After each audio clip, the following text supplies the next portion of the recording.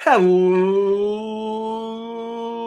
everyone, and welcome to the Never Open Podcast, the podcast open to everyone, except Red Shoes. No, I'm kidding. Except Hammer Tonga, for reals. My name is Luke. I'm your host of the Never Open Podcast, and with me, as always, is Mr. Guy. Say hello, Mr. Guy. Hello, Mr. Guy. Hello, Luke, and hello to the listeners. I hope you're okay. Yes, you were going so hard in that intro that you nearly died, and I appreciate the effort, Every podcaster dies. They do. We all do eventually die. Yes, we are here to talk Power Struggle, which sounds like a song by Pantera, but it isn't. But before we do that, let's do some professionalism first. And let's, assuming you haven't jumped off the sinking ship, we're on the Tweety. I'm there at Grumpy2EB. Mr. Guy is there at Drewster for Tweets. Collectively, we are there at Never Open Pod. And if you want to send us a written or voice email, neveropenpod@gmail.com. And if you got any of that Sasha Banks money, nailed that one. Throw it our way. We have a Teespring store. You can have merch that'll make you look never as fuck. Now, you think I'd wear that merch because we're doing like video lately, but no. Instead, I have the very popular House of Torture Repping your fellas. I got you. Repping my boys. Yeah. Repping the losers. Luke, we have a few things to talk about today. Mostly it's going to be Power Struggle, as you mentioned. But there was like a couple things that happened. There was a Power Struggle press conference. We didn't watch it. But there was a press conference called today by Hiromu, and he just like went on and on for a half an hour. So that happened.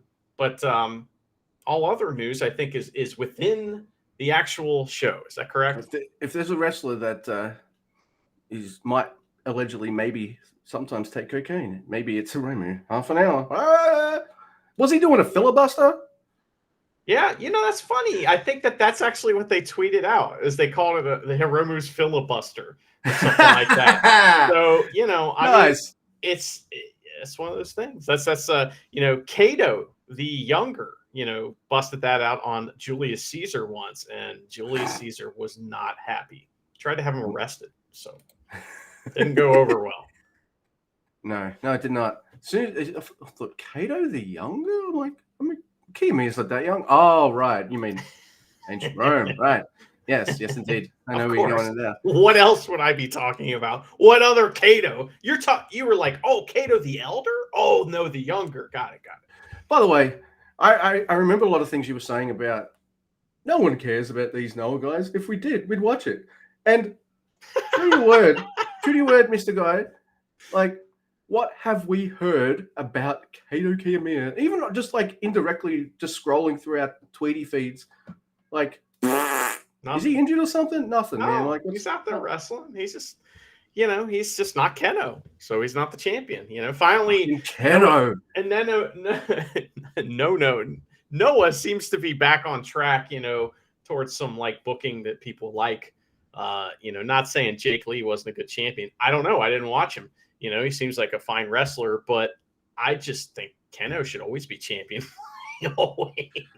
And he should fight Go Shiozaki, who should sometimes be the champion every once in a while so that they can fight. And that's it.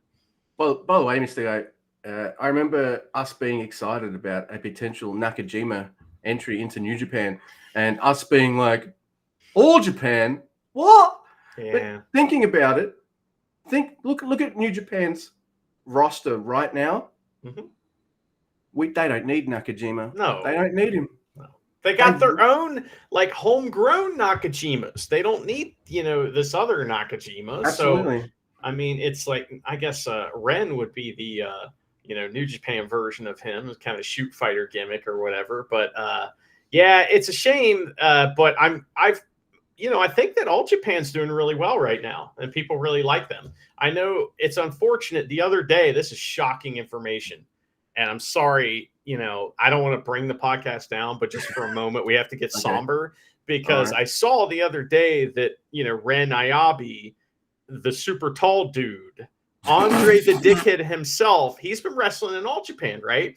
And he lost the other day to Yoshitatsu.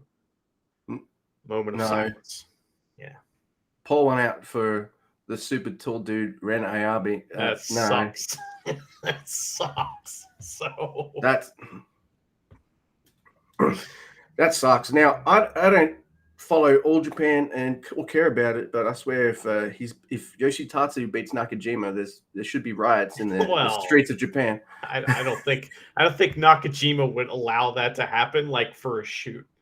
You know what I mean? So that was in his stipulations when he arrived. I'm like, all right, yes, I will wrestle Yoshitatsu, but I'm not losing to him. Mate. Hey, remember that time he kicked someone's head off for a shoot and like it just absolutely, oh man. So that person and another wrestler from Noah has been arrested for really bad stuff that we won't talk about because it's just like I don't want to mention anything like terrible. I remember you sending me the thing about it, and I was like, how bad could it be? And I was like, yeah.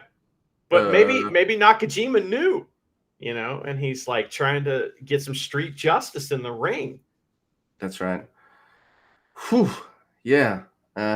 Anyway, that was, man, I'd rather talk about Yoshitatsu than those two. And that's a fact. That's true. It's true. Well, Luke, I had an experience I have yet to tell you about that I wanted to share with you and the listeners. Nice.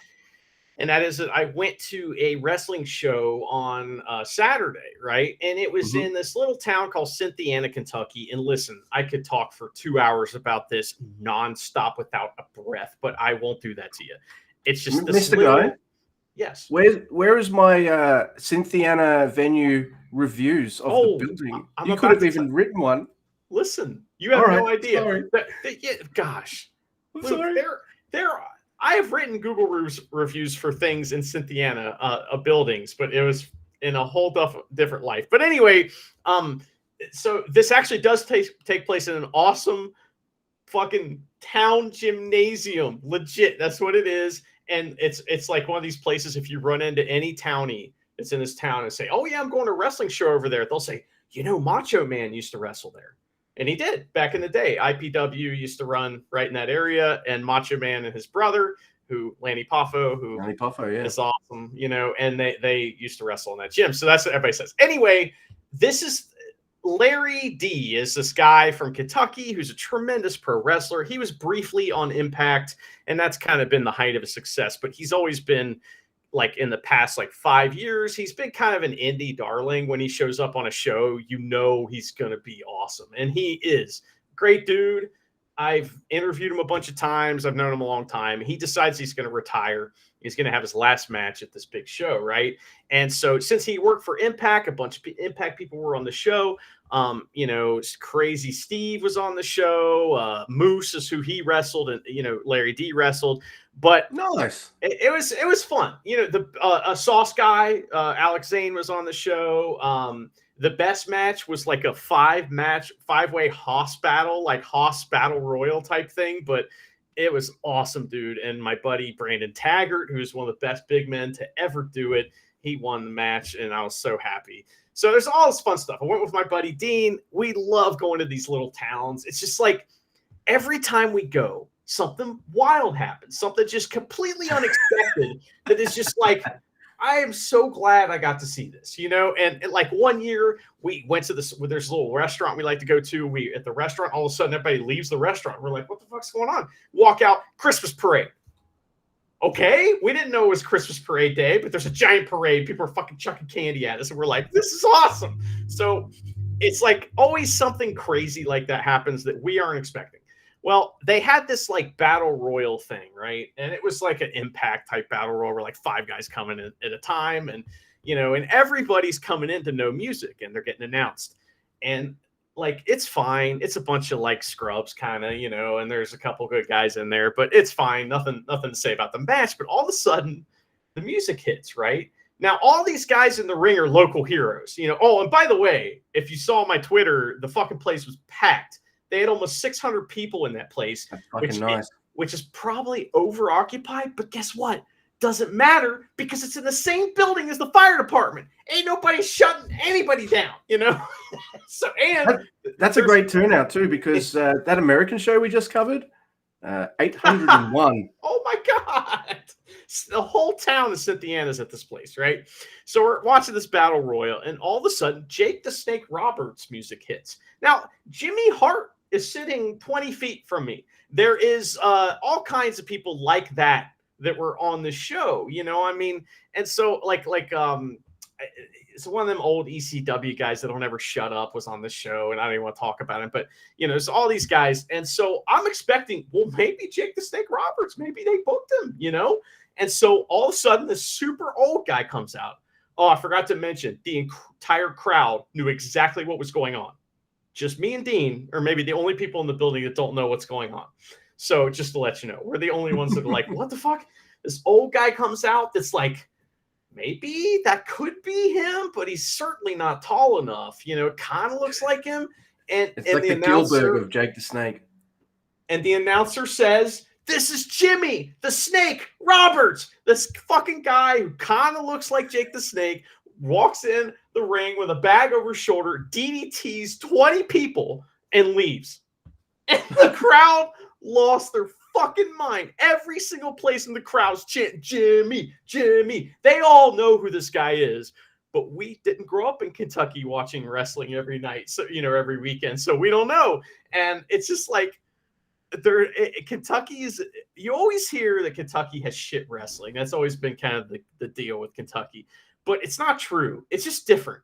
You know what I mean? That guy didn't come in the ring and do a bunch of moonsaults, but man, he was more over than anybody except fucking Larry on the whole show. He got the biggest reaction of anybody, and he just came out and slowly hit younger guys with DDTs because he was old as fuck. And the crowd's like, yeah! You know? And it's just like, it goes to show that wrestling can be anything. And that's one of the things we love about going to Kentucky is just something like that always happens. And it's always weird and wrestling related. And it's just a cool place. But I had to tell you that. So, man, I am glad you did. Gilbert, Jake the Snake. That's pretty fantastic. much. He didn't have the sparklers. That would have been funny. But it also would have been only funny to us in the future. Yes. Oh, wow. Jimmy the Snake. That's amazing. He's been around for years, apparently. He's a legend in Kentucky. Jimmy the Snake Roberts. Jimmy the Snake. I love it. Welcome to the Everyone Podcast. The podcast open to everyone, especially Jimmy the Snake Roberts. Dude, you want to talk about over? Jimmy was fucking over that night. So anyway, but Luke, this show we're going to talk about, Power Struggle, is at the Edian Arena, but it's at Gymnasium number 1.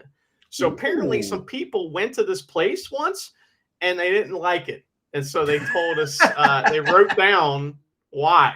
Is that correct? Yes, that is correct. I have one of these wonderful reviews right here. And it reads, behind the corner, it's almost a haiku, but it doesn't quite fit. Behind the corner post, didn't see much. Even the cameraman had a bad set. I'm going to start again. Behind the corner post, didn't see much. Even the cameraman had a bad seat. Chan, 1 star. That's a good one. I like it. It'd be a good place maybe if you were watching a juniors match, because at least they'd be in the crowd. But even the cameraman had a bad seat. Bullet Club match, you know, they don't even like getting in the ring. So, or John Moxley match, you know. So I want a review that said, wrestler waved for me to get out of the way, then walked back into the ring. 1 star. That is such an old school heel thing. It's the best, man. I love it. Move, and then just flip the crowd off and roll back in the ring. It's the best. Well, Luke, I also have inscribed some information from someone who went to Edian Arena, and I don't think they liked it either. Let's hear what they had to say. It goes a little something like this. All you can eat smoke near the security room at the back door. It's too cruel because there are many children at the event. A child lined up to buy goods was coughing. There's an exclamation point that's red. It's bloody exclamation point. I want you to do more. Your manners properly. It is also a prefectural gymnasium, and the name of the company called Edian will be damaged. 1 star. You know what I'm imagining right now, Mr. Guy? That Lance Archer's out there having a smoke with security, and he's on purposely blowing it inside towards the kids. Every baby gets lung cancer. He cuts one of them and draws on the wall a bloody exclamation point, you know? Yeah, that's Like right. That's why nobody told them to stop smoking, Mr. Review Man. For that. Oh my God, excuse me, that's fucking amazing. I love it. All right, so yes, it is Power Struggle in Osaka, and we start off with a pre-show match that Andy and I were like, yeah, cool. We get to see some new guys, and yeah, let's see how they did. It's the Frontier Zone match. It's Makazuki Jr., Yoshiki Kato, and Strong Machine Jr. Man, he's at the right show. Strong Machine Jr. OJ at Power Struggle. Man, that goes together. And they're wrestling Ryosuke Taguchi, the DKC, and Bolton Oleg. And Strong Machine, he's the guy in the mask. Mochizu, no, I'm just going to call him Junior. He kicks DKC's face off at one stage, and I was like, okay, cool. He's dead, and I'm like, all right, cool. I'm looking forward to this. All right, I've seen what you can do. Let's go with let's see what everybody else can do. Let's have it's pre-show. You've got plenty of time before the show starts. Let's go. And then Taguchi taps Makazuki Jr. out with an ankle lock, and I'm like, what? But shit, it's okay.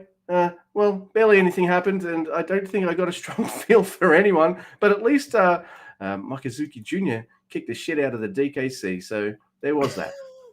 Hey, the blonde guy had a great bridging German suplex. Yes, he did. And Strong Machine J guy was a breakdancer. And so we did learn that about him. So Bushi, I can imagine Bushi beating him up backstage, going, "That's my gimmick, you fucking! I'm the breakdance man. Get out of here, steal my shit." One time, I used to work in an apartment community, and in the back of one of the storage areas, I found this fucking gigantic radio. It was huge, and it was so big. It had a place where you could put a record inside it, and it played records. And we thought it was so funny. And eventually we were like, this might be worth some money. We put it on Craigslist. Some guy wanted to buy it right away. He collects those. He's like, oh my God, I can't believe you had this. This guy shows up to buy it, and he's like an old breakdancer, old pop and locker. And he tells us all these stories about how cool it was back in the day to have like a little bald spot right here, because that meant you could spin on your head, and like... He was so happy we had this fucking radio. It was so cool. I have one of those spots. You're great. Wow, maybe my athletic career isn't over. You get pop and lock, man. That's right. I can't dance, man. So good. I can when I'm drunk. Popping and locking. Oscar and Nakashima, they like tagging together, have a match versus Newman and Jeff Cobb. And Jeff Cobb, he went to that same meeting that Great O'Con told us about wearing the merch to the ring, because he's wearing the soccer jersey or whatever it is, and the United Empire gear. And Oscar hits a vertical suplex on Jeff Cobb. Pretty cool. Like that. It's funny too, because he kind of bent backwards instead of just falling with Jeff Cobb, and it kind of looked almost like he was trying to bridge it there for a second. And I was like, do it, kid, do it, but he didn't do it. So, and then Cobb hits a giant suplex on both young lions at once. Oh my God. They called it a double Olympic slam. We also forgot to mention that this is kind of Walker Texas Stewart's debut on commentary. It's him, Chris Charlton, and then Robbie joins later. And did he? Texas Stewart was on last show. Okay, well, he was on this show, right? Yes. Okay, so he also is on this one, but I thought Robbie was on this on commentary. He is. Okay. He is too. Okay. Well, so anyway, the young lions have been watching the junior tag thing, and they're like, we're going to kind of do our own Dono elimination like that. And they do it. And it's pretty great. They sort of do it. So Cobb hits a suplex on both of them. Like I said, then he's going to do a big dive. Here he goes. Nope. Newman dives, and the young lions just absolutely don't catch him. Probably for the best, though, because he landed on his feet. So Oscar takes a tour of the islands and loses. He sure does. And so this is something you picked up on a few episodes ago, and the commentary team is quick to point out that Mr. Guy was right, though they don't credit him, unfortunately. But Oscar Loeb and Yuta Nakashima are apparently young lion bros, and they want to tag together. So, well, you're not on Instagram, Luke. That's common knowledge to anyone who's on Instagram and follows these guys, because they are just always together clowning on each other, and it's fun. Well, since I'm the last to know, I guess I'm on delayed gram. Don't laugh. I do. It wasn't bad. I'm ashamed of myself. Bad. All right, cool. All right. So delayed gram. It's not bad. Not bad. I like that Jeff Cobb teases doing a tope as well. But he's like, nah. But yeah, so that's pretty cool. So next we got the War. This is a really fun match. It is the War Dogs, Clark Connors, and Drilla Maloney versus Wato and El Desperado versus Kosei Fujita and Robbie Eagles versus Yo and Musashi. It is even cooler because this is tornado tag rules, so no tagging. Just everybody get in there and get your shit in. Let's go. Which is pretty much what this match is. I like that. Well, all right, Yo, you still suck, but you make me laugh sometimes because Robbie's just sitting on the top turnbuckle, just chilling before the match starts. But that's the turnbuckle Yo gets on to do his like, whoa, part with his music, and he's like, like he's doing a Kakeshi. And so Robbie doesn't move, so he does that on him instead, on Robbie Eagle's face. So that made me laugh. And what makes me mark out, because it's so adorable and amazing, is El Desperado is kind of, sort of, wearing the team T-shirt. He tucks it in on the side like lots of wrestlers do. So that kind of counts, everyone. That counts. He go to the meeting too, you think? Yeah. They were like, Watto's like, listen, it's not about friendship. It's about this fucking money, man. That's right. Yeah, but then Despy's like, I'm not listening to you. So then like Ren Narita or Suzuki was like, no, seriously, dude, this T-shirt's kind of selling. So like put one on. Great O'Con's like, listen, I know I'm crazy, but listen, this is the way to go here. Charity's in the room when this show's on, and I told her there's no tags in this match, and she said, so they're starting this match from the halfway point then, which kind of made me laugh because that was pretty good. There's an amazing early exchange between Robbie Eagles and Drilla Maloney. That was kind of fucking crazy. I loved that. Yo and Musashi, they do like stereo Falcon Arrows on the Bullet Club. Everyone's kind of getting their shit in. Robbie turns a turbo backpack into the Rob Miller special on Musashi. And I love this finish. It's so fucking fun. I didn't get everything because like this is just pandemonium, everyone. But Robbie turns a turbo backpack into a Ron Miller on Musashi, and he's trying to tap Musashi out. So while he's trying to do that, El Desperado runs in and rolls up Vegeta. And Robbie's too slow to be, oh shit, he's getting pinned. Oh, damn it. There's no tags, so you can do that. And he realizes too late. And so Wato and El Desperado get the win. And this might be a promising moment for their tag team. Yeah. Well, so should we talk? We shouldn't talk about this yet, but I guess, we'll talk about it towards the end, I guess, about how I was totally wrong with my assumption. I mean, maybe I'm not wrong, but there's still ways I could be right, but it's not about that. It just kind of sucks the way this all turns out. But matches like these are great celebrations of the tournament. That's what you want. It's the end of the tournament. Let's celebrate the tournament. Let these juniors tag teams tear it up a little bit in front of a huge crowd. I mean, they were out in the sticks wrestling in front of, 600 people or less in many of these shows. So you managed to talk me off the ledge, Mr. Guy, but once they reiterated, once I found out that you were wrong, I didn't just get back on the ledge. I jumped right over it. And yeah, I was trying to be the voice ground level though, so it's all good. That's where I made my mistake. I'm always trying to be the voice of reason. It's like, why? So I'll try to stop doing that. But anyway, next week we have a 6-man match. It is Tama Tonga and the intergalactic jet setters Yay. versus Shingo, the never open weight title holder. And he's tagging with the team of Bushi and Titan. So I am displeased by this matchup. That's my first note. So I want the never title feud to be someone besides Tama Tonga. So now I'm seeing, oh, this is what we're doing here. So we get some really good wrestling between Kevin Knight and Titan. And Kushida gets in, and we get some team up stuff from all the juniors. They're all teaming up. Shingo beats the shit out of Kushida, and he flexes in Tama's face, which is funny. So guess what happens, Luke, later in the match with Tama Tonga? You know what happens? What he does? He tags in. It's a hot tag, and he does this babyface shit. And then the heavies wrestle, and it's really good. You know, it's not bad. But Bushi gets a dive on Tama. Kevin gets a monster springboard dive to the outside. Apparently, it turns out it has something to do with footwear.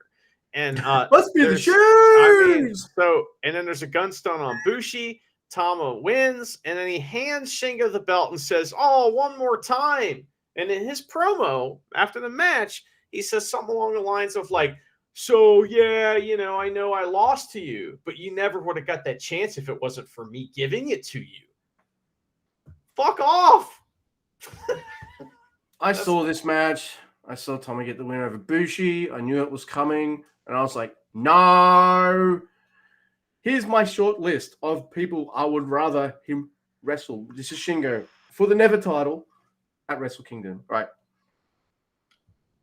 Jeff Cobb 2 at the Dome. Everyone remembers how good that was, please. All right. If we're not getting that, my equal top choice, Taichi. Yeah? Ren Narita? Fucking Tomoaki Honma? All right. Yeah? I mean, Ishii? Why can't you have Kushida get the pin? It's an open weight title. Give Kushida something to do. You know what I mean? That would be on. Oh my goodness. I was just like, there's so many ways you could go. So many ways that you could have gone. And then they just did rematch. Yeah, all right. Look, Tama, I don't dislike your in-ring and stuff. It's fine. But you've had 3 chances to do something awesome with this belt. And as Tommy Wiseau would say, you have not. No. It's Shingo.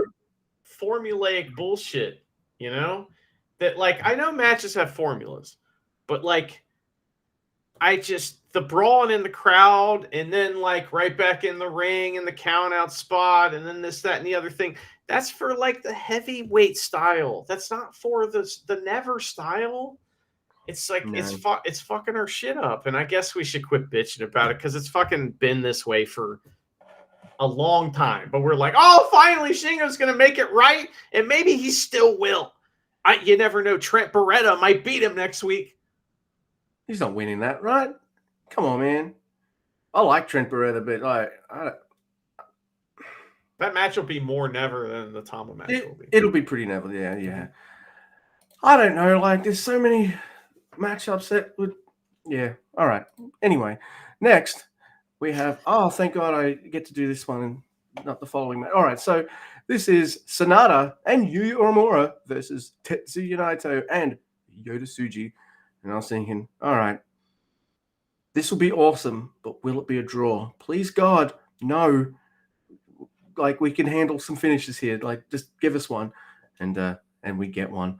The Naito Sonata preview stuff is fucking awesome, and it's Naito trolling Sonata. So Naito's trying to get a bit of something out of Sonata, a bit of fire and all that kind of stuff. So I like that kind of aspect of it. But look, the highlight for me in this match is Yuya Uemura and Yota Tsuji, because they decide to just beat the ever-loving shit out of each other, and it is fucking incredible. And you'd think Yota Tsuji had been here for like an extra 2 years over Yuya Uemura or something, because he's trolling him like, hey, I've been here for a while and you're just a new kid. I'm just going to wail on you. But no, he's relatively new, coming back himself, which I guess is part of that LIJ trolling stuff. You're just doing some German suplex chain wrestling as well, which is like, That's my shit. Thank you, you or am I love that. Dude, just watching these guys wrestle, the future is now. Unfortunately, the future is not now in the main event, but but Yota Tsuji, he does catch him with a gnarly gene blast for the win, and then in true Lij style, Yota Tsuji fits right in. He's already been like he's doing all the stuff that used to happen to him when he was a young lion, and he's like, "Hey, Naito, I want to be your friend." Oh, I shake your hand. Nope, throw you out the fucking ring, because he takes Yu Uemura and just like, see ya. Oh man, he's an Lij Rudo for sure. I love him. Yeah, Lij are major dicks at the end of this match. It's great. Oh, They're dicks the whole match, but yes. There's something really cool that happened in this match. So Chris Charlton is like, or Robbie has joined commentary at this point, like I mentioned before. And so like Tsuji's been doing the Orange Crush.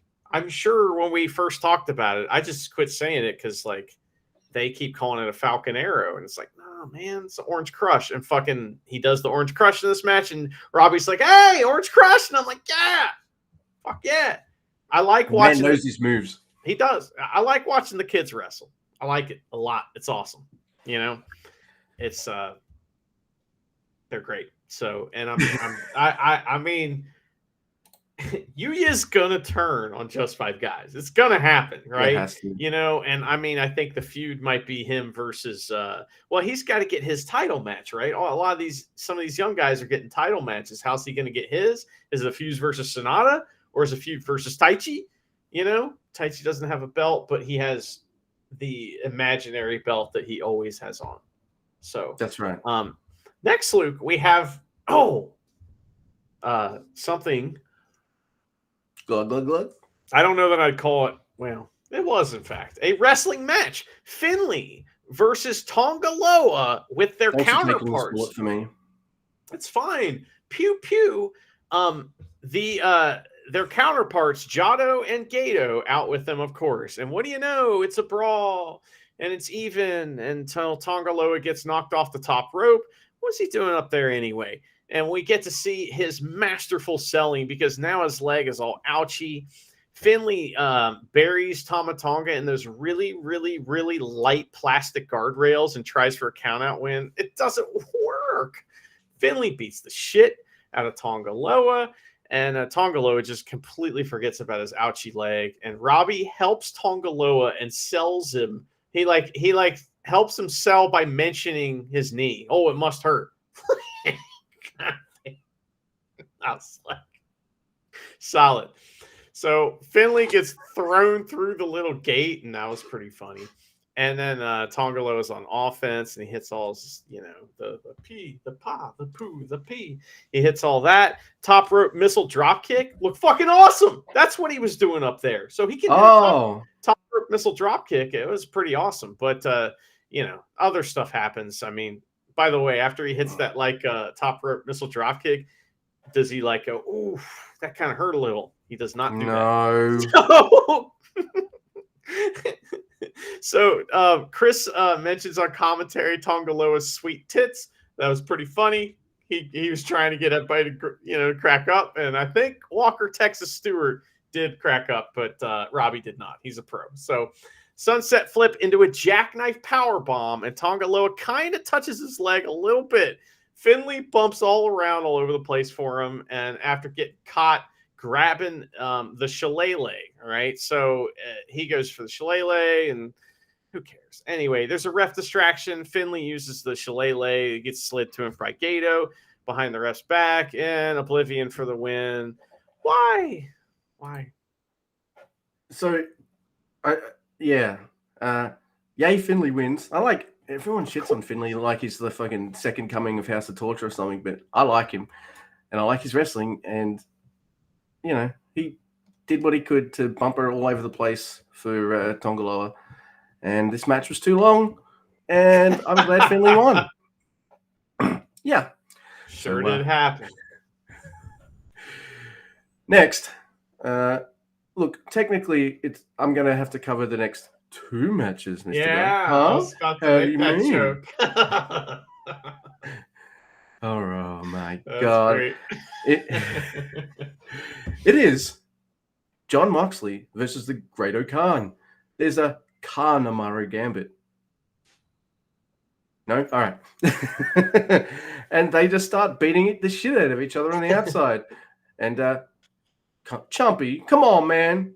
He counts to 20. The match is over. The crowd's just like, bitch, are you for real?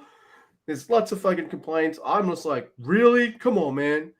And Moxley, of course, like, he can't do a straight normal match in anywhere. So he gets on the mic. He's like, nah, this is bullshit. I want a Falls Count Anywhere match. And everyone's like, wig it. He says anywhere in Osaka, which I thought was awesome. Falls Count anywhere in Osaka. And it was like, are they going outside? You know? That's right. If you cross the border of Osaka to somewhere else, Chompy's going to start counting 20. What would he do? I mean, if you go outside, you give up. You know, I think that's how that works. All right. So now we've got Great Khan versus John Moxley 2. Yay! Oh my god, this is hilarious. So you know those kind of flat trolleys you put boxes and chairs and shit on to move them around. Well, Great Khan puts Moxley on one of these, tells everyone to move, and just pushes him into the chairs. Oh my god, that was fucking hilarious. Great Khan rolls Moxley up into the mat, and Walker Stewart is just like, that's not the roll-up we expected. I thought that was kind of funny. I don't know, Luke. Shut up, I like that call. Moxley, he takes a Death Rider on the stage, and Great Khan, he goes for Eliminator, but Moxley pushes him off the stage. Oh no! Yay, Young Lion is right there. They're good this tournament. They were there for that other time when, was it Vegeta fell off the apron, and now this handy Young Lion is here to break Great Khan's fall. Aren't they great? Moxley has scissors, and I'm just like, uh-oh. Don't. Oh, by the way, it's not in my notes, but I feel like anyone listening or watching this can just be like, they know. Hey, they know. Moxley's bleeding, right? Right. They know. Yeah. So it was when he was rolled up in the doohickey. That's when he came out bleeding. He was like, roll me up in this and I'll cut this shit out of my head. Yeah. He's going to have a dusty forehead sometime, right? In about 5-6 years. I'm surprised there's that one. He wants it. Yeah. Crazy. He wants to change to the Moxley scale, but I'm sorry, man. It's the Muda scale for life. And if I was going to change the name, I'd probably change it to the Nagata scale. Like, come on. Yeah, man. That's right. There you go. So there's so Mox has scissors, and that son of a bitch. The crowd goes nuts for this, by the way. They're like, oh, because it's a big deal in Japan. Moxley, he cuts the ponytail. Oh my god. Fucker. It's gonna take him years to grow that back. Yes, it will. There's in the crowd submission wrestling, which is fucking so amazing. There's a really safe but nice looking TTT by the Great Khan on the floor. And man, oh my god. I wish I could just show you what Marty was doing. Just picture it. So Marty awesome. Asami. Man, there ain't no referee like motherfucking Marty Asami. He's enjoying himself to the point he doesn't get much of, unlike American refs, who's probably done like a handful of like Falls Count Anywhere matches, or maybe on the Indies or on the main show. How many of these has Chumpy done? Probably not many. He's going fucking ape shit. He's jumping up and down like this. He's jumping over here. He's jumping over there. Get up! Get up! Get up! He's amazing. Oh my god. He's like, he is a part of every match that he's in, and not in a way that like we notice because we like him and we pay attention to him, but it's always in this really fun kind of way. I love it. There's a Death Rider though, and a triangle choke, but Great Khan does not give up. It is a ref stoppage, and then as Marty calls for the bell after the ref stoppage, he falls over some chairs. He was, I mean, there was the hair cutting thing and then him, and that was like the two highlights of this match. That shit was so funny. He jumped over them to make a count, and it rendered commentary speechless. They were just like they couldn't stop talking, like thinking about it, and they were laughing. It's so funny. So That's amazing. he's like Oh. he's the best ref ever, man. He's so fucking funny. So and anyway, it's like if a ref is going to be noticed, at least he needs to enhance the match, and that's what he does. Yeah, So like he's a they're match really enhancer not for sure. supposed to be the star of the show, but at the same time, I mean Marty's star shines brighter than most. So Anyway, next, Luke, we have a championship match. It is for the stank belts. It's the stank belts. It's the Dream Team versus TMDK. Good to see Shane Haste and Mikey Nichols again. I forgot how much I like to see Shane Haste in particular wrestle. He's very good. So, commentary at the beginning of this match, commentary predicts the result. Why? Stop. Give up. Don't give up. Don't predict things. That's fucking dumb. So anyway, Ishii and Zack Sabre Jr., they start with a barrage of reversals. It's tremendous. Shane Haste gets in. He doesn't like Tanahashi. He beats him up. Zack Sabre Jr. and Ishii, they start. Oh my God. They're just, everything they do is amazing. So Zack gets in and he breaks Tanahashi's arm, and then he breaks his leg, and then he breaks his other leg, and then there's a big hot tag. But a flesh wound. Okada, he runs wild, and Walker calls the Rainmaker the most dangerous move in pro wrestling. But no, but he needs like 4 or 5 of them sometimes to win. So he gets briefly cut off, but hits the double DDT. Zack and Ishii back in for amazing pro wrestling. I love everybody else, but just let these guys wrestle. Hopefully, they seem to be paired off in this match so much. Maybe that's not who. Maybe that's a way for Tanahashi and Ishii to have a problem. We want it so bad, don't we? And because Tanahashi wants that title after this. We'll talk about it, but Ishii is paired up with Zack here. Anyway, so that's interesting. So Zack and Ishii, they do their thing. There's fast reversals. Ishii hits a monster lariat, the Euro clutch thing for 2 from Zack. Crazy pins and other stuff. Another clutch thing for 2. Ishii has a wacky pin of his own for 2. He can do the wacky pins too. It's just because you think he can't bend, he can. That's the kind of the thing that's crazy about him. There's big strikes and slaps. That leads to a big double down. And Ishii makes a big save when Zack has Tanahashi dead to rights in some kind of crazy hold where he's got all his arms and legs. The Dream Team hit like a Super Shota type move for 2 on Zack. High fly flow, but Zack rolls away. So there's some kind of crazy move from on Okada and Ishii. It says something, but that can't be correct. Highway to Hell on the Ace. And it's called the Tank Buster. Yeah, Tank Buster on Okada and Ishii. It says Talk Buster. So that's not right. I was confused. Highway to Hell on the Ace. PK from Zack for 2, and the crowd is like stomping their feet. They're losing their mind. It's so great, man.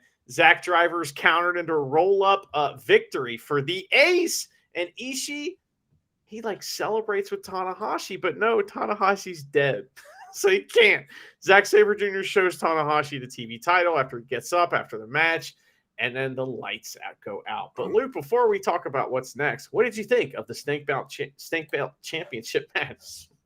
I thought this was fantastic. I loved it. By the way, on commentary here, Robbie Eagle says, well, he's biased because, obviously he wants the TMDK boys to win, but he does put over his ex-teammates of Chaos. But he misses them, Yeah. He's like, it's pretty cool. But he goes, Robbie is Australian, and Australians are biased, so I'm going for TMDK. And I'm like, wait, we're biased? I'm not. Am I biased, Mr. Guy? I hope so. I mean, it would be an example of you showing love for your homeland. That's okay. Well, yeah, but no, So I just found that funny that on the call. There's like, wait, did you just call us all biased? I don't know if that's 100% a good thing, but that's okay. Biased. Oi, oi, oi.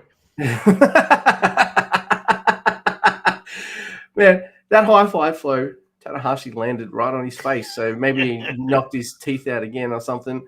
That was fucking hilarious. Oh my god. And just one little nitpick that has nothing to do with the commentary team or the matches. But I feel like maybe one of the American crew was here for like maybe 5 minutes. Did a run in? On the screen, the hashtag changes. Changes from you caught this. NJPST to NJDEST. And I'm like, this isn't destruction. What are you doing? It didn't last long. So it probably wasn't 5 minutes. I was exaggerating, but I did catch it. And there's something I usually don't catch, and that's Ishimori taking his time, taking the corner post off. I always miss that. But this really quick, fucked up hashtag, I was like, I'm on this. You fucked up, New Japan. Yeah. But yes, that was a really good match. But I don't know. Like, my heart wants Ishii Tanahashi, but I'm okay if it's Zack Sabre Jr. and Tanahashi at Wrestle Kingdom.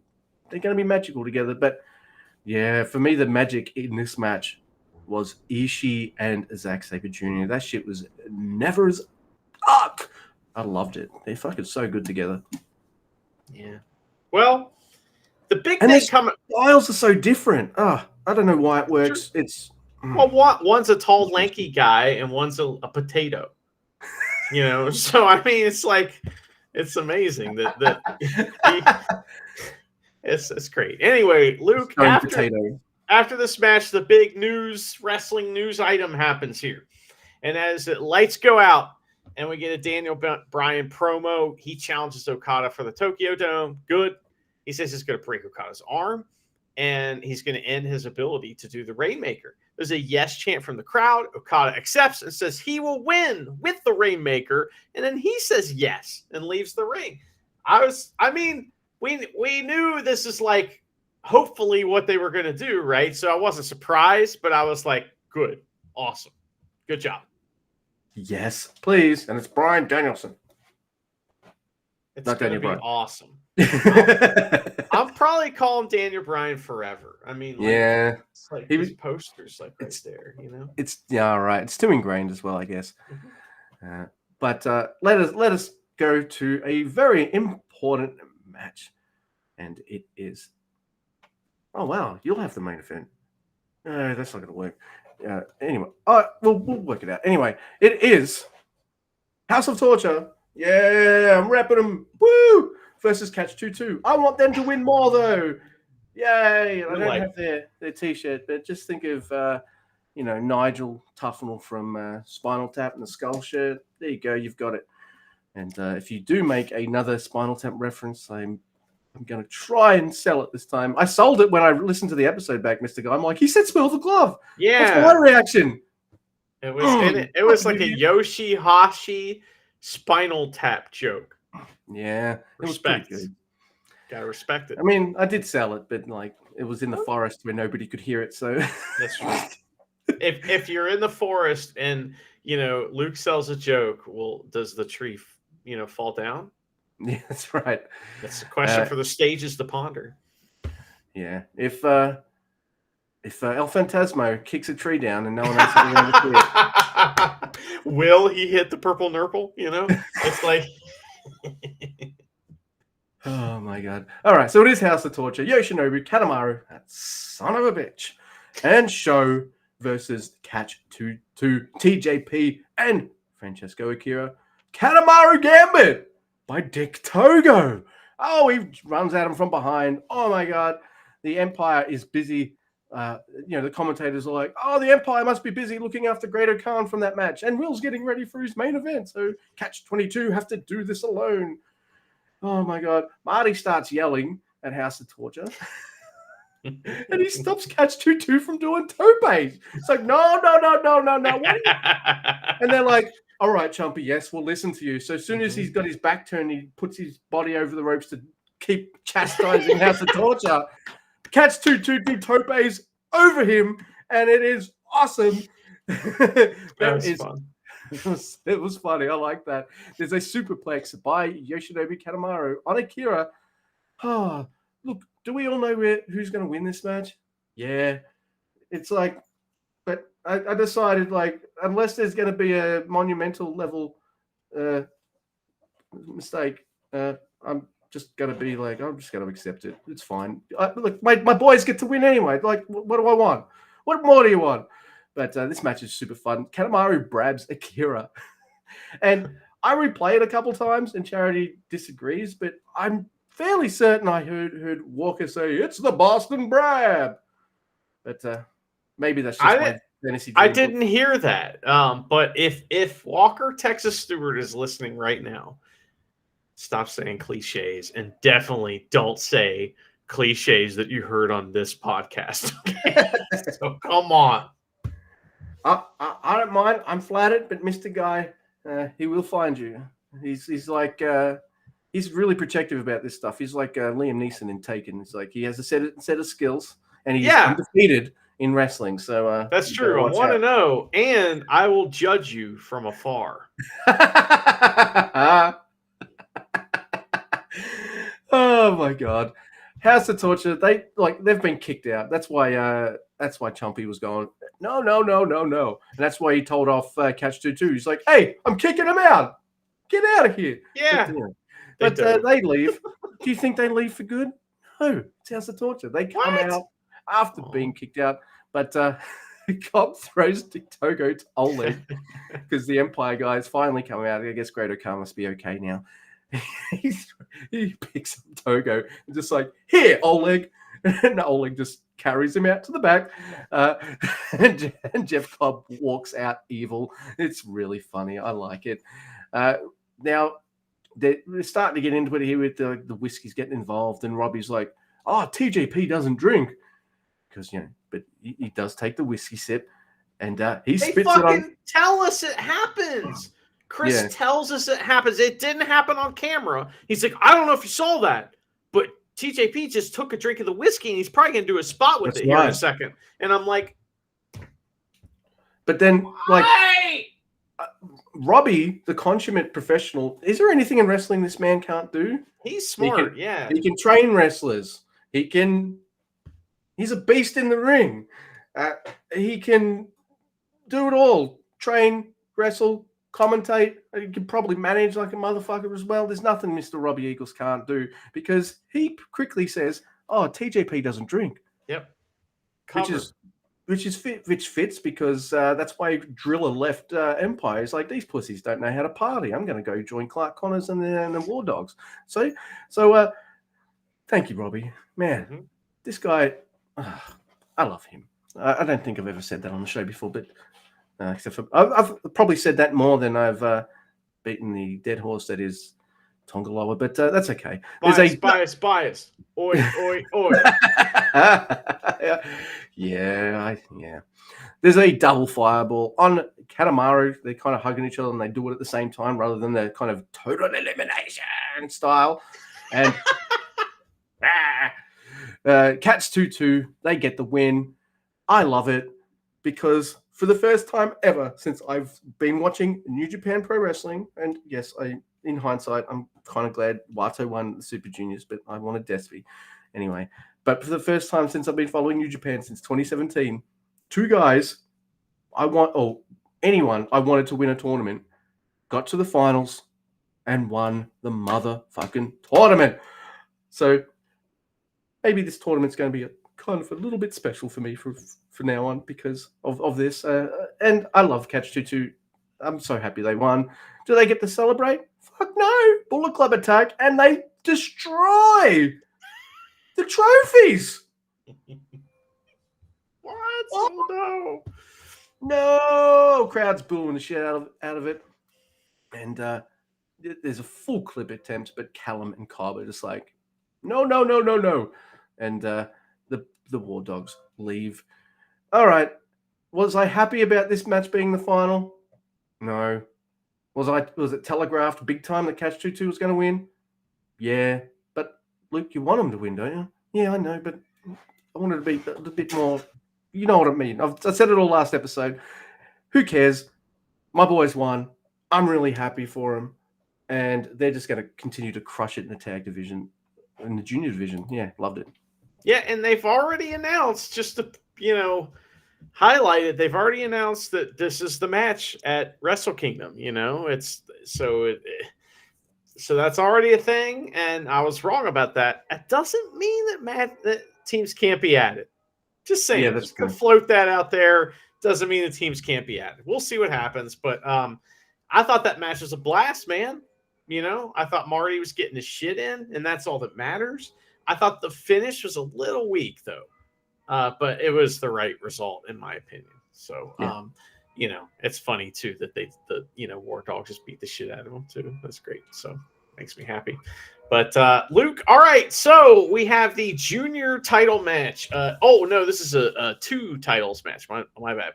It's the IWGP Junior Heavyweight Championship title and DDT Iron Man 24/7 57.5 belt match, and that is Hiromu Takahashi versus Ishimori. And when these two wrestle, it's always awesome. So there's all this incredible, like, fast-paced action at the beginning. Ishimori takes over, and he flips out of the apron bomb, and he hits a DDT off of the apron to the floor. And guess what? He sees that Hiromu's arm, which exists. And remember, like, that's always been one of Hiromu's problems, is he's had that shoulder problem, right? So Ishimori just is like, oh, fuck your fucking arm, Hiromu, and goes nuts on it.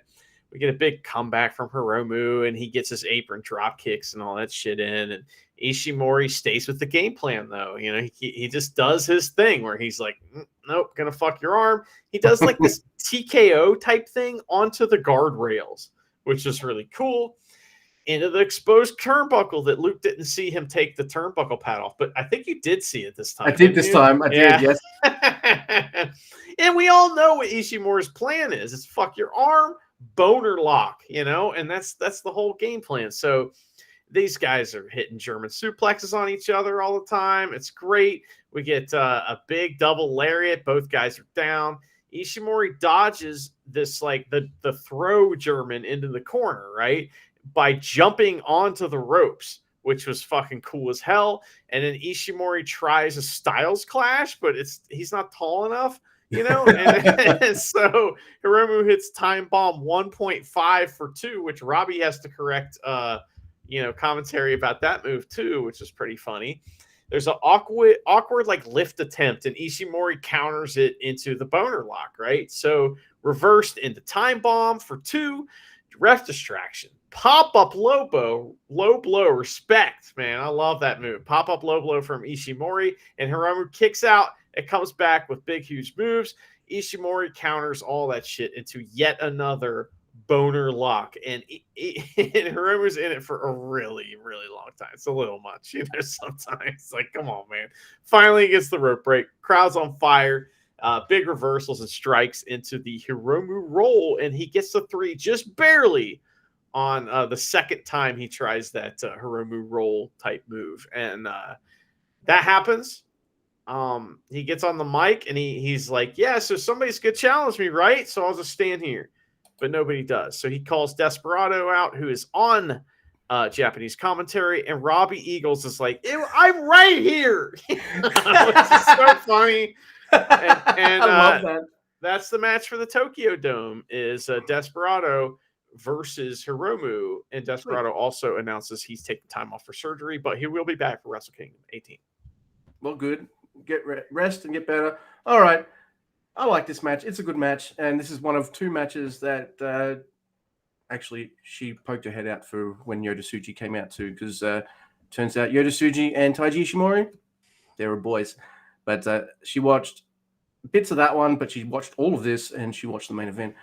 So, she's Ishimori's music or something like that. I don't even know if she never hums it or anything, so I don't even know if she knows it. But every time I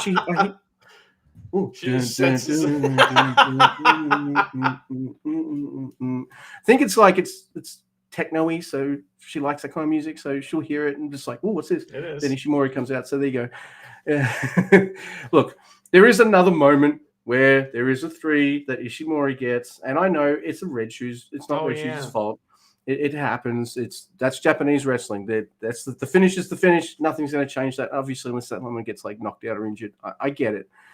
But for me, it's got a similarity to the House of Torture Wado Despy match in that, yes, that spot was finished, that botched, fine. But then the finish was kind of lame. And I felt like, oh, you've kind of annoyed me, but let's have a really cool, emphatic kind of win, and it's some kind of roll-up. So I'm glad we didn't do this next day. That's probably what we should have done with the Wado Despy thing too, maybe. Give it a couple of days, but there was no time, man. There's no time. It was tournament season. You know, sometimes I'm very emotional, but yeah, it did. Really mad. I had been drinking too, Mr. Guy. So like, there is that. You don't say. Yeah. So look, it's even Robbie Eagles on the commentary. The consummate professional said that was 3. So Robbie, I love you, man. Have I said that before? Yeah, you know, dude. Anyway, there is that, and so yeah, it was a good match. But I feel like Ishimori's come back, so he's a little tentative, and Hiromu's got to go for surgery, so it's not the best match that they have. But even still, these two men can't have a bad time against each other, and they didn't. So, you know, could it have been better? Yeah, but it's fine. It's fine. What am I talking about? It was good. It was a good match. So yeah. So I mean, you got beef with Gato, I think. You know, I'm sure he booked that finish, right? Yeah, maybe. In Gato trust and probably how I finished now. It's fine. Maybe somebody else. Maybe you trust in, like, I don't know. Well, it used to be in Switchblade I trust, but like he got poached. We can't trust Shingo either. He's giving fucking title shots to Tama Tonga. You know what? Fuck this shit. In Taichi or Doki. Yeah. Taichi. Let's do Taichi. Where is Taichi? Where's Taichi? Maybe he's getting a bit of rest too, and hopefully he's going to pop up and beat the shit out of Show and become the king of pro wrestling for the year, or Doki, because maybe a junior battle. I don't know, whatever. So look, I feel bad because I just covered this match, but also before the show, you were just like, why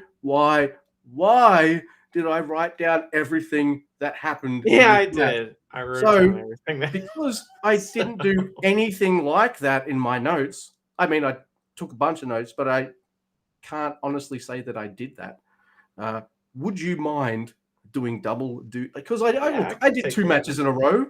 I did Moxley Great Khan 1 and 2. You don't have to reason with yourself. You know, it's fine. But like, so it's the IWGP US title match, British title match, whatever.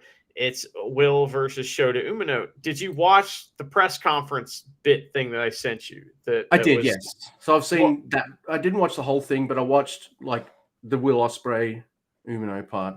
I liked it. What did he like? What was his message to Shota Umino? Tell me a little bit about that. Do you remember? His general gist is like, I don't think you can carry this company. I don't think you can shoot at Umino. I don't think you got what it takes. I'm paraphrasing what he says, of course. And he just like gets in his face. Like, I want you to beat me. I'm begging you to beat me. Prove to me that you can beat me. Remember when he first came out with the Empire and he's doing this bullshit Ric Flair stuff? Yeah. Yeah. This is what he should be. He's been doing this kind of promo for a while, but this Ospreay, good. It was awesome. You know, and it really got me like interested in what was going to happen here. Yeah, because I just feel like all signs point to Shota Umino dethroning him, right? And what ends up happening, it's like, well, why not? You know, because they're making it's. We'll talk about it. But Great Khan's been here for a few years now. I'm ready. Look, he doesn't. Yeah, he can't beat anybody either. So it's like. At Master Wado, they've done great strides with him. Cool. So in terms of his return, I'm all right. He won the Best of Super Juniors, and he had an awesome tag league story. You know, but I'm ready for Umino. I'm ready. Okay. Tsuji has had a title match, and he lost. You know, and it's like a lot of these guys are getting title matches, and they lose it, and it's like, okay, but like. Anyway, so it's like, just from my dying grasp, I won't let go. And I just feel like that the world in general has a problem with generational handoff of power. and it's fucking frustrating.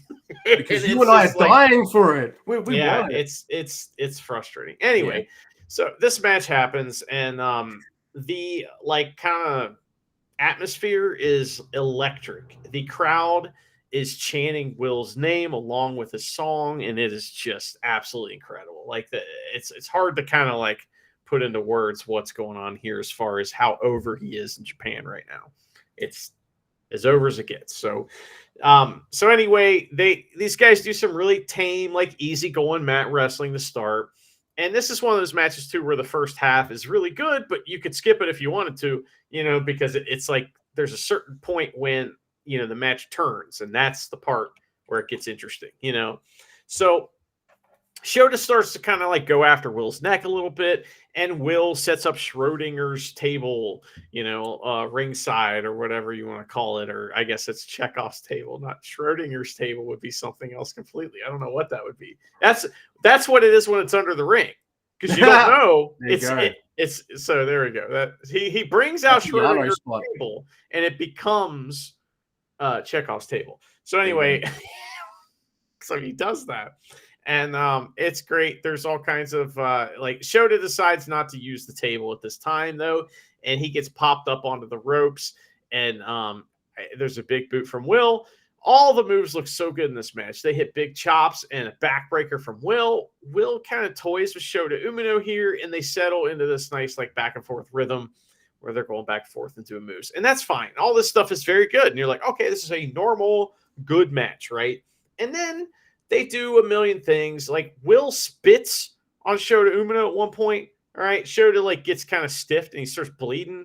And so Will spits on him, and like Red Shoes is not happy, and Shota goes into his like psycho mode, right? And starts no selling. It's like, yeah, he has to do that in this match, right? Maybe later in the match might have been better. Just my opinion. This is really early in the match that this happens. And it's like, okay.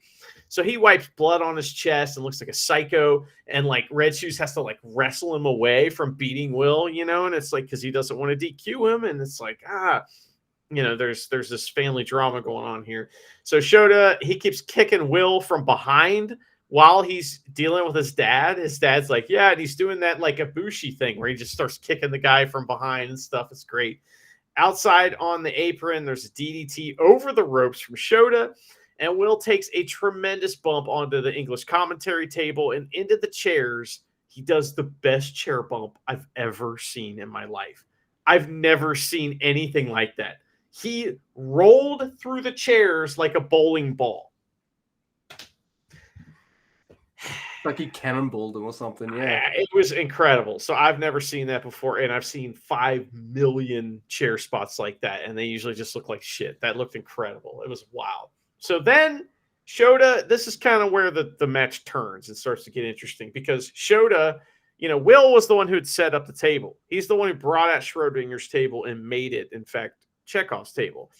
So, Shota asks him, you want table?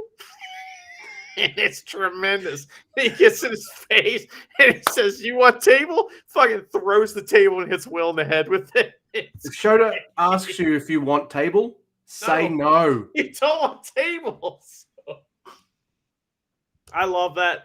That was really funny. That's where it kind of starts to get really, really wild. So, and then he sets up another table next to the other table. There's 2 tables now, and he tries a Death Rider from the apron, and Will like lariat shooter over the ropes back into the ring.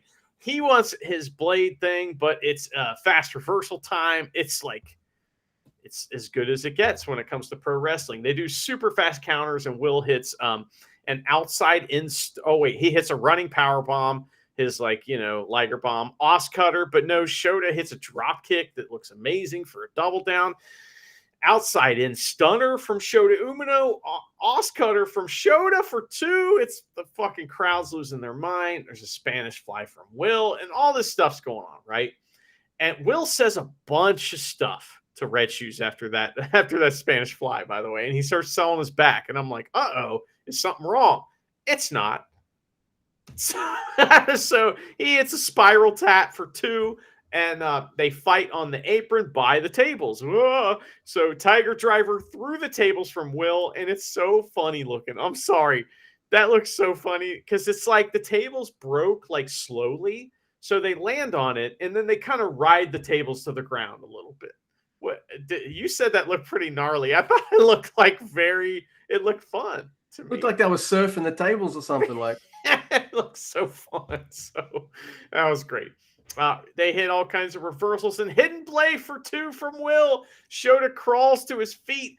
Booyah spot, and Shota's bleeding again. He smiles though through the blood and fights back. There's an insane series of hook kicks here that are just there's certain parts in Will Ospreay matches, and it happens in matches with Marufuji as well, where it's late in the match and it's like, can this guy take anymore? And he starts hitting these hook kicks that look real. They might be a little bit, and it really makes you sympathize for the person getting kicked with them. Let's just put it that way. So that shit is unbelievable. So, Shota Umino's fucked. He's bleeding. He's fucking, there's nothing behind his eyes right now. He needs someone to help him. And so Moxley appears, right? Finally. Maybe he should have come earlier, but here he is now. The crowd starts chanting for Shota, because here's Moxley, his guy there. And there's a big lariat and STF from Shota for a rope break. End of the match, reversal time, man. And they're really doing magic time well. There's a package spike suplex from 2 from Shota. Reverse. So, and then that gets reversed into another one after a little tiny botch they do. There's a tornado DDT from somebody. Spinning Death Rider, but Will kicks out. They fight to the top rope, and Shooter wants to adopt a top rope Death Rider, and he hits it. It's more like a suplex, but it's still really good. And like, holy shit, yeah. Will gets he gets a foot on the ropes though here, and there's a hidden blade from Shota, but Will collapses. We got to do this spot late in the match. He can't hit the hidden blade on him because Will is nothing left, to even stand up to take it. So Shota full mounts and just starts hitting strikes over and over again, standing 10 count from Red Shoes, and Shota has Will trapped. He has to get up, all right, to break the count, but Shota's standing there waiting to hit him with the fucking hidden blade, right? So he's fucked. It's like, man, it's such a cool, dramatic moment of the match. It's really good, right?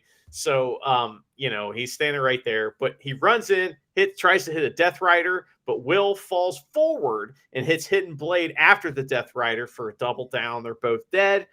It's a really cool spot, but this is when I started to not like this match a little bit, because I was like, oh, I kind of knew like that. And like what happens after this kind of tells me what the result's going to be. It's like when guys are hitting their super finisher and the other dude is kicking out of it, it means it's kind of over for them, right? So they hit one. Oh, right. Yeah. So Junkyard Dog headbutts. Shota smiles as they stand for some huge strikes, and they hit wrist control strikes from both, and it's really intense, Stormbreaker is countered by a Rana pin, and it fucking looks awesome, dude. And it's like Shota has mostly done heavyweight stuff. That's a junior's move, and it's really cool to see that. Yeah. So drop kick, but no, another blade. Shota up at 1. Death Rider from Will. Tiger Driver 367 and 27 52 from Will for 2. And then hidden blade one more time, and Stormbreaker, he gets the win. Boo, but the match was tremendous. But you really want the kid to win, right? Like, I feel like there's been a lot of moments in doing this podcast, Mr. Guy, where I've just been like, I wanted this guy to win. And you've been like, dude, relax. There's plenty of time. This match was different because, like, I'm feeling like that, and even you're writing to me going, it's time, right? It's time. Yeah. So when even Mr. Guy is saying, like, it's time, then I'm just like, I don't even have to relax anymore. We both know it's time. I love this match. I feel like I would give the edge, at least for me, to Shota Umino versus Zack Sabre Jr., their first one. That was it the G1? I think. I'd give the edge to that one. I don't know. Maybe it's because I just like Zack Sabre Jr. better. That's just personal preference kind of thing. This match is absolutely fantastic, and it is edgy as seat shit until the kick out at 1. I was like, Charity, it's over. She's like, why? Well, if they kick out at 1, that means like that's their last gasp and they're dead. So yeah. That was the only thing. Look, my brain did go to Moxley's coming out. Now it makes story sense and it's logical. He come out, help his boy out, of course. But my brain immediately thought, they're setting up Moxley versus Will Ospreay at Wrestle Kingdom, aren't they? Mm-hmm. And sure, that's good. But guess what? I don't feel like Ospreay needs a title to build up an incredible match at Wrestle Kingdom.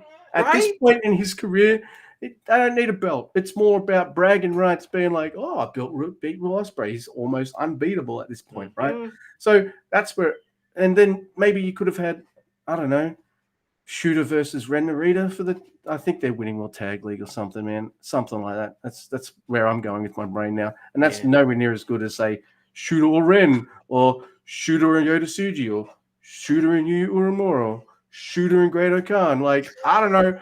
I like all of these young guys, and they're doing great stuff. They're just not getting the results. And, well, yeah. Results don't matter, but after a while, they do, if that makes sense. Like, Yota Tsuji lost his first few matches, and we're like, he's amazing, but all right, he needs to start pinning people now. It's like, I mean, how many times can you lose before it's like, you're a loser? Too many. You know what I mean? Right? And it's like, this guy's got no heat anymore because he fucking loses all the time. You know, now there is a lot of fun when a guy finally wins, but like, then they have to go over the hump and become a winner and continue to win. And it's like, we've talked about I will play devil's advocate a little bit here, because in the past we've talked about the danger of the hot shot start, right? With a young guy, right? And how that can backfire, because either they have to win the big belt, or they have to lose, and then what? And we're seeing lose and then what with Tsuji right now. And it's like, I just feel like the slow build in the end will be better, but at the same time in this match, I just was like, fuck you, Will. You know, I was like, I mean, the rumors are he's going away, right? And it's like, okay, I'm not mad about that. I'm like, he's done enough, and like, his matches are awesome. We can always go back and watch them. You know, I'm used to Gaijin guys coming to New Japan and having awesome matches and then leaving. It's fine. You know, there's always going to be somebody else to step up. So, you know, but they do the Dogeza bow to each other after the match, and the crowd gasps, you know, and they love that. But Will calls out Moxley. But Luke, what happens to everyone at this point?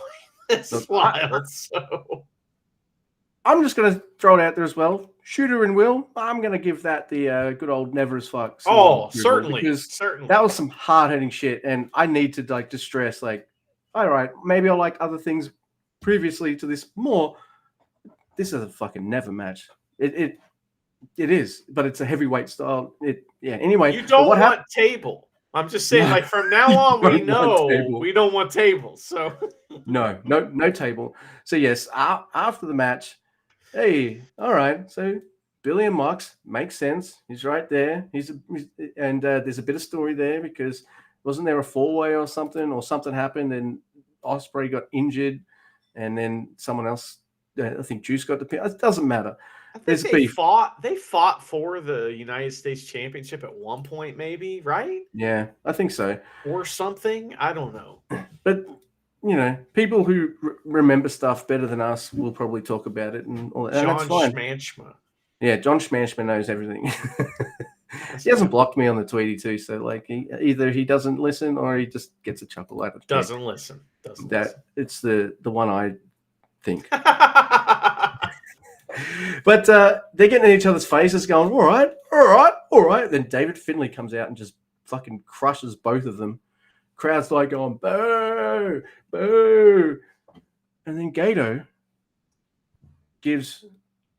Oh my God, he gives Finlay one of those hammers. If everyone's played Super Mario Brothers 1, you'll eventually come across these turtle dudes that have these giant hammers. Yeah, that's what David Finley has, and I can see Donkey Kushida and Kong. Kevin Knight going, "You're stealing my shit." So he takes the hammer and he absolutely destroys both the UK and the United States title, just fucking obliterates both of them and says, you guys ain't shit and all that kind of stuff. So we get post-match comments by Mr. Will Ospreay. Yeah. Thank you, kind lady. I appreciate that. It's coffee time. I see that. Yes. And other people will see it too very soon. So, all right. His backstage comments, Will's like, he's slagging off Ospreay. Not Ospreay. He can't slag himself off. Why would he? He's one of the best. Why would you do that? Show me one self-deprecating wrestler who's ever gotten over, and I'll be very fucking surprised. But he slags off Finley for ruining the moment and all this kind of stuff and destroying everything that he's built so hard to make. And let's be honest, he's brought a stability to that United States title that I don't think it's ever really had, because that's been a cursed belt for quite a while.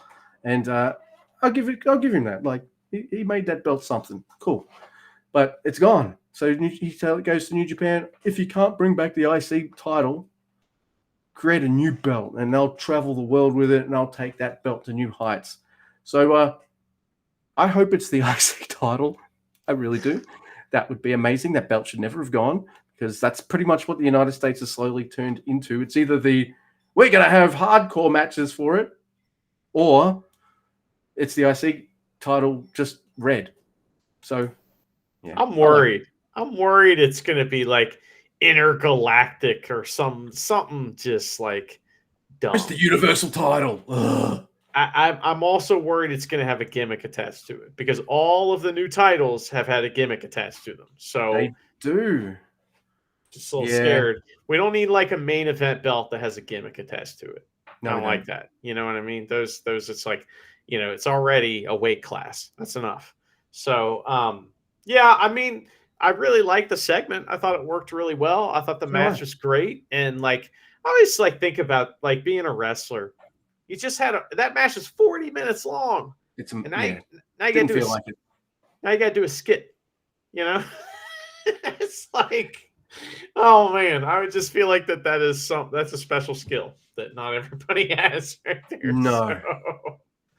Oh man. Also, wrestling is the only sport that I can think of where, hey, that ref is like that dude's dad. Can he ref that match? That's a conflict of interest. It would never happen in like real sports. And maybe kids sports or something, like, I don't know, but adult sports doesn't happen that often. But in terms of like adding to the drama of this match, especially when he sees his boy getting stiffed and his fucking face is bleeding, it's kind of cool. And it's the kind of, I know he can get sassy and he can emote Mr. Red Shoes, and he's good at that. But this being his son getting fucking wailed on, and he has to ref, call it down the middle, and you see his face and he's just the kind of emotion of it. I know I've ragged on Red Shoes the last 2 episodes, but that's really good shit. That adds to the drama of a Shooter Umino main event, and then added to this too. So and this was also, there was a history between Will and Red Shoes too. So I mean, there was a lot of stuff going on here that was pretty cool. I thought the match was awesome. It was better than I thought it was going to be, and I thought it was going to be pretty damn good. So, what'd you think of Power Struggle, Luke? I really liked it. It was a really good show. And hey, no added costs, no sound bullshit, no any of that crap. It's just like, how long was it? It doesn't even matter. Like the Will Ospreay match was 40 minutes. How? So this show, however long it was, how? Didn't feel like it. There was no moments where I was like, oh, that could have been shorter or anything like that. Maybe I would have fixed up the Hiromu Ishimori finish, but that's a nitpick. One's just come back and the other needs surgery. Like, what the fuck do I want? Like, come on, man. Yeah, man. I could have done without like I understand, show, but yeah. And I understand why they. I don't like. Right, man. I'm looking back at my notes. And I'm like, wait a minute. Yeah, I'm talking out of my ass. Yeah. Fucking Tama Tonga Get out of here. This had Tonga Loa versus David Finlay. Finlay. Sure. It had Great Khan losing to Mox. I know because it sets up the Moxley feud going forward. I realize that. But one thing I don't feel like New Japan has done is given me even some inkling of a path for the Great Khan. He is amazing. He is amazing in his group. He's fantastic. And dude, he debuted when you couldn't cheer. So for a long time, he must have been like, I don't even know if the fucking crowd even likes me or not. And he was a workhorse. He even missed shows because most of his faction are gaijins. You know, and he had no one to fucking tag with. No one. Wrestle a young lion and he'd be all this pissed. Motherfucker needs a payday and he deserves it. And yeah, all right. So I would say he just wrestled Moxley. So, I mean, that's pretty cool. It's a good show. Right? I enjoyed watching. Hey, Catch 221. So there's one reason for me to be like, yeah, Shooter Billy was good. The 6-man, I felt like that match over-delivered. And, all that kind of stuff. So there was some, the bright sparks shone brightly. I will say that. I did forget to mention earlier that we heard Newman's voice for the first time. And it was like, okay, I like him a little more. He came out a little bit in the show, as far as he did some cool shit, and we didn't really talk about it. But what did he say? Did he say, "Do you see that? Nobody cares"? That's like the only line from Jurassic Park of his I know. I think he was just talking shit. So, I know who you're talking about. That guy that says the thing. It's Newman, but he's in. Newman. I don't remember his real name. He's Newman for life, really, isn't he? Yeah. Not a bad thing to be. No, I'd be Newman, hated by one of the most famous comedians ever, sure, but I thought the show was fine. I had to watch it in two separate settings because it came on at fucking, 3:30 in the morning or something like that for me. And I was like, nah. So I joined live during the Great Khan Moxley match and was like, okay, that had some fun moments. The Stank Belt Championship match was fine. The Daniel Bryan thing was like, yes, it was just one of those things where it's like, good, yes, I was happy about that. And I really liked Hiromu versus Ishimori and the U.S. title match I liked a lot. But I mean, Power Struggle's a building show to get to the big one, and that's what we're doing. So that's what we did. I enjoyed it. Luke, do you have a wrestler diary to tickle our ears with to wrap up the show? Yes, I do. Funny thing is, I thought maybe I should put the thing up for Lone Star, but I'm still not 100% sure if we're watching that yet. It depends on if it's free on World or not. I guess we'll find out. Lone Star Gulch is happening next weekend, and people are wrestling each other. There you go. We talked about it.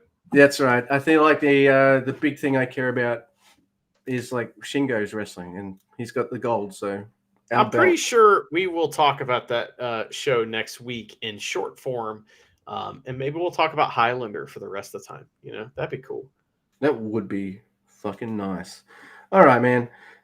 We do have a wrestler diary. It was sent to us by a wonderful listener, Jay, and it is episode 67. Road to the Diary Master. Oh, I hope he does 2 more entries because I'm mature like that. Thanks, Bill and Ted. Anyway, it is Master Wato. He's got his hands up in his pose. Semi-mean face, but come on, man. He's adorable. I'm glad they leaned into that on the TV. Anyway, it's October 18th, 2023. Vinegar Master Wato here. The second half of the Destruction Tour took me to Tohoku. At the Iwate show, there was a fan club photo session and many people came. Now, I'm going to change my tone for this. All right. Thank you, everyone who made... No, I won't do that. Thank you, everyone who made it out. I always wonder whether it is better to wear my ring gear or shorts and a T-shirt for autograph signings. Which is better? The T-shirt! The T-shirt! Make some fucking money! They're not going to buy your wrestling gear. They buy the T-shirt. They're buying his 8x10s up of him giving his mean face, you know. Yeah, I'm trying to do his mean face. Puppy dog eyes. Yeah, you can't do it.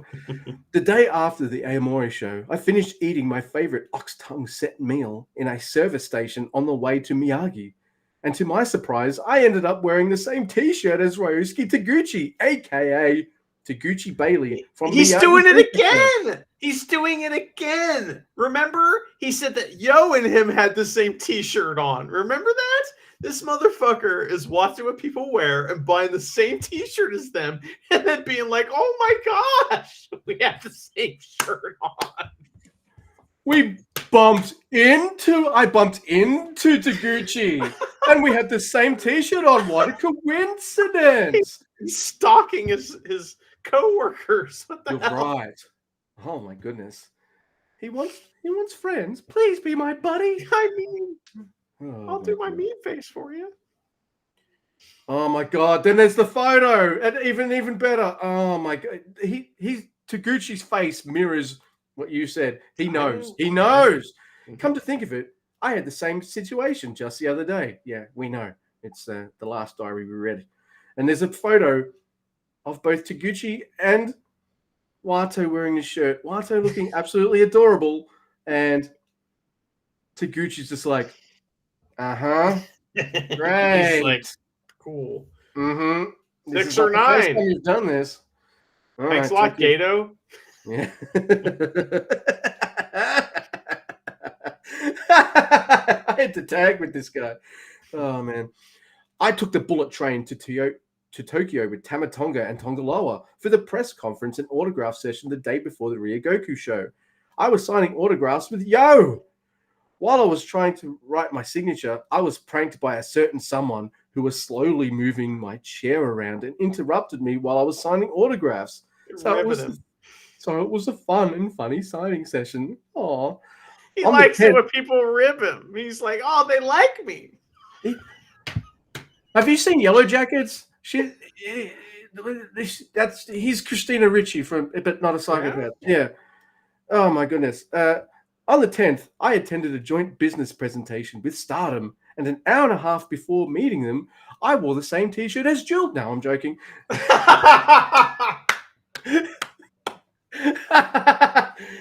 But before the meeting time, Tanahashi-san contacted me to be on his podcast. So I rushed out of the house and went to the venue early. Come on, man. He's always going there early. In the podcast, we talked about the Junior Tag League and other things, so please give it a listen. I wish I could.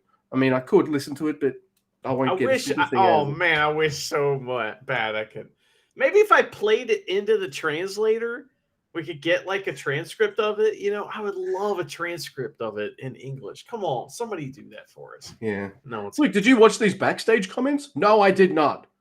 Would you read a transcript of this stupid diary entry? Yes, I would. Absolutely. Of the podcast? Absolutely, yeah. Yes. It's just there. Yep, that's just, yeah. On the 11th,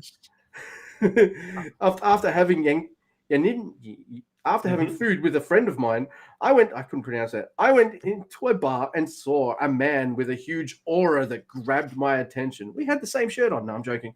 Keiji Muto was there, and I was very honored to be given some words of encouragement by him.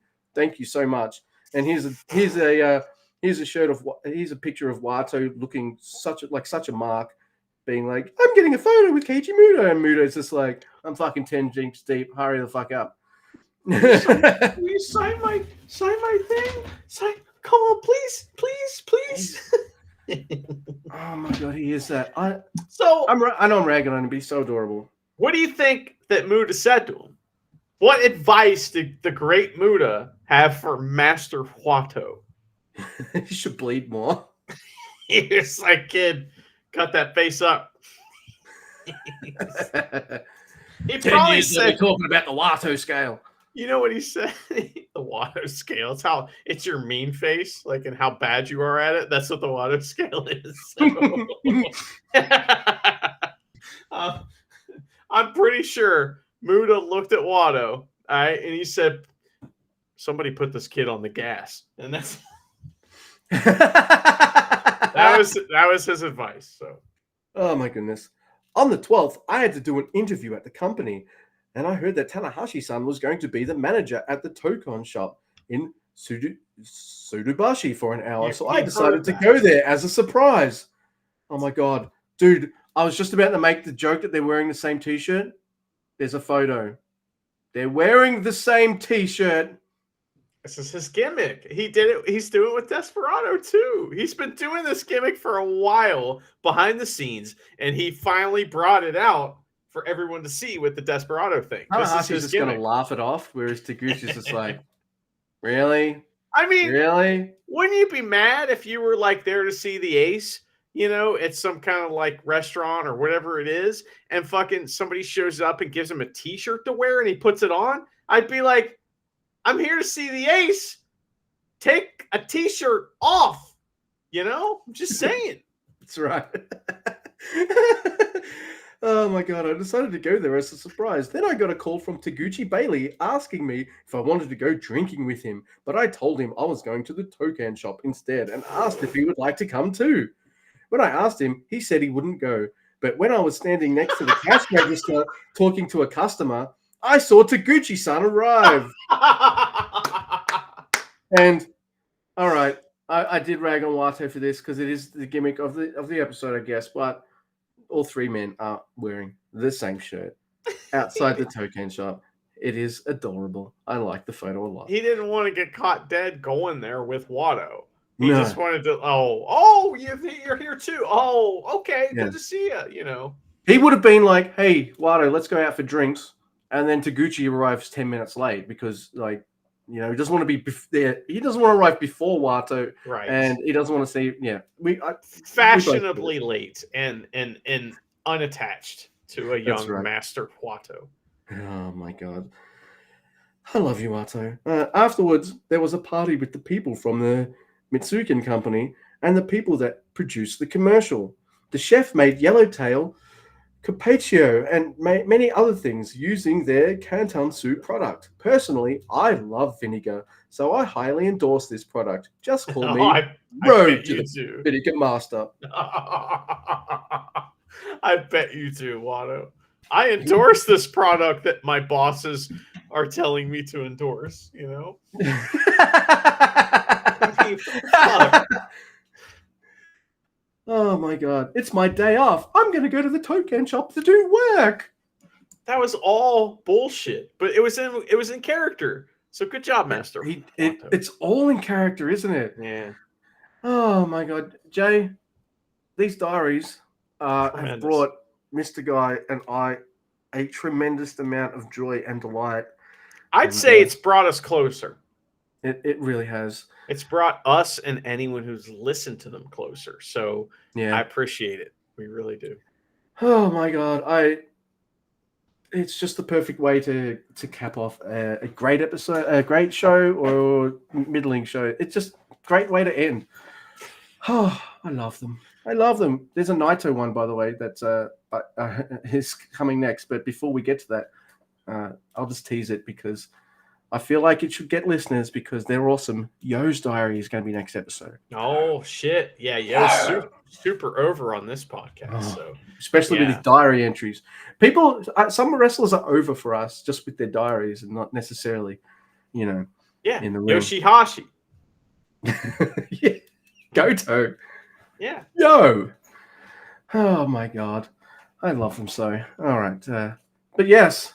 So, unless Mr. Guy has anything that he would like to add. I know who you should trust, Luke. And it's Jimmy the Snake Roberts. Oh, that's good. All right. So in Jimmy the Snake Roberts, we trust. Okay, now hit the button that says the record. Stop the recording.